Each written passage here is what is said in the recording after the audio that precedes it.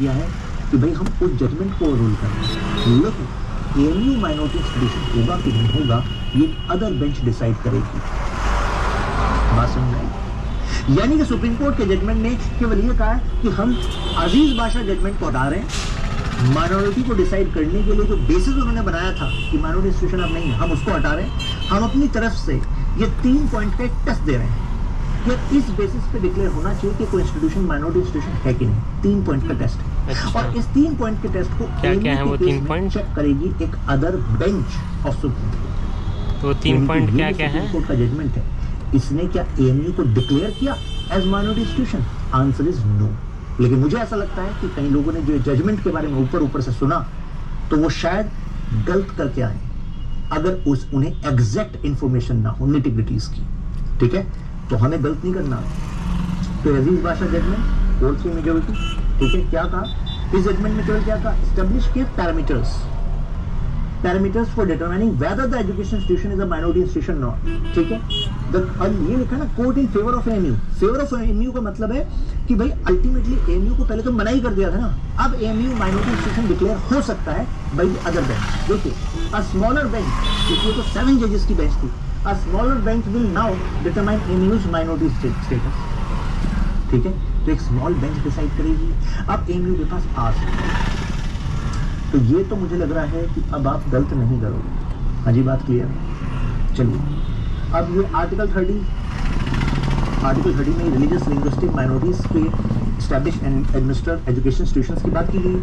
अब जो 3 टेस्ट है वो देखिए क्या है। पहला देखिए क्या है, ट्रेसिंग द इंस्टीट्यूशंस ओरिजिन, कि भाई इंस्टीट्यूशन का ओरिजिन कहाँ था, बेसिस क्या है। क्या माइनॉरिटी कम्युनिटी ने बनाया था? माइनॉरिटी इंटरेस्ट कल्चर और जो इंटरेस्ट ऑफ माइनॉरिटी कम्युनिटी जो स्टूडेंट्स हैं क्या उनके लिए बनाया था? डिटरमाइनिंग द इंस्टीट्यूशंस पर्पस, यही बात मैं आपको बता रहा था। Examine the steps taken to establish institution, उस इंस्टीट्यूशन को एस्टैब्लिश करने के लिए स्टेप्स क्या लिए गए थे। इसका मतलब ये है, इसको फर्दर भी इलैबोरेट किया गया है कि आपने फंड्स कैसे जुटाए, आपने ज़मीन कैसे जुटाई। तो इन सभी क्राइटेरिया को देखेंगे स्मॉलर बेंच।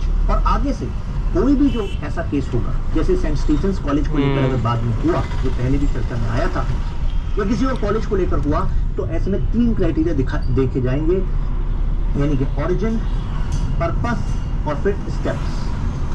ठीक है, तो ओपीएस ऐसे कुछ दिमाग में ट्रिक रख लेना, ठीक है, गलत नहीं होगा, क्वेश्चन यहां से आएगा। ठीक, अब बात करते हैं आर्टिकल 29-30 की कुछ स्पेसिफिक डिटेल्स की, जहां से मान लीजिए बना दे एक स्टैटिक पार्ट मिलाकर question.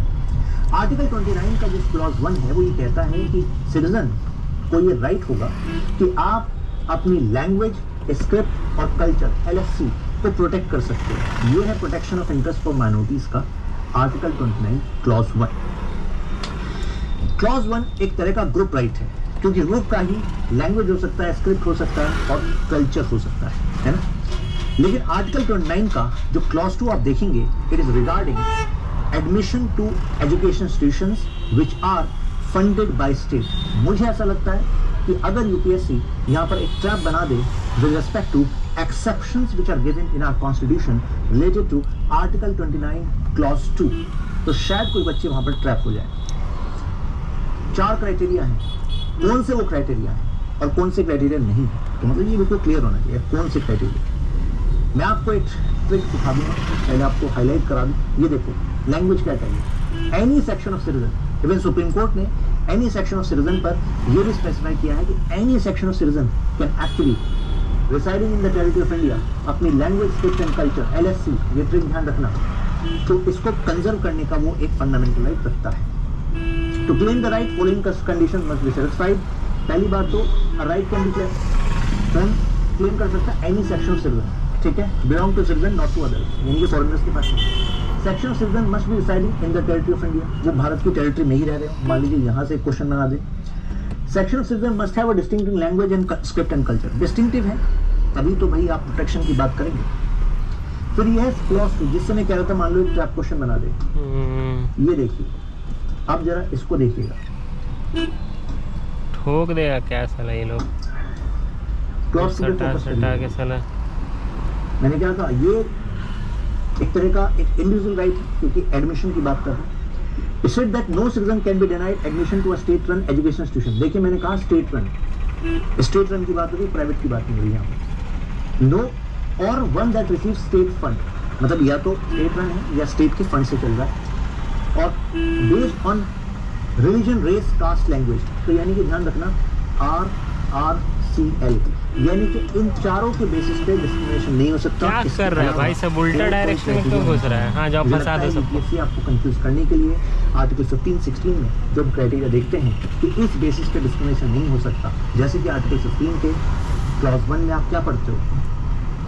States shall not discriminate only on the basis of religion, race, caste, sex, place of birth. Article 16 में क्या पढ़ते हो? क्लॉज 1 मतलब आर्टिकल 16 का ऑब्जेक्टिव ही क्या है? पब्लिक एम्प्लॉयमेंट, डिस्क्रिमिनेशन नहीं होना चाहिए। किस बेस पे नहीं होना चाहिए? Religion, race, caste, sex, place of birth, descent and resident, ये सारे क्राइटेरिया ध्यान रखना। आर्टिकल 15 और आर्टिकल 16 में जो क्राइटेरिया है उसमें केवल दो डिफरेंस है, डी और आर। आर्टिकल 16 में दो और क्राइटेरिया ऐड हो जाते हैं, डी और आर, यानी डेसेंट और रेजिडेंट। डेसेंट मतलब आपके मम्मी पापा दादा दादी वो उस जगह से बिलोंग करते हैं, इस बेस पर आपके साथ डिस्क्रिमिनेशन ना हो ऐसा। लेकिन यहाँ पर क्या मैं रिलीजन, रेस, कास्ट, सेक्स, क्या मैंने यहाँ सेक्स मेंशन किया है? सेक्स मेंशन नहीं।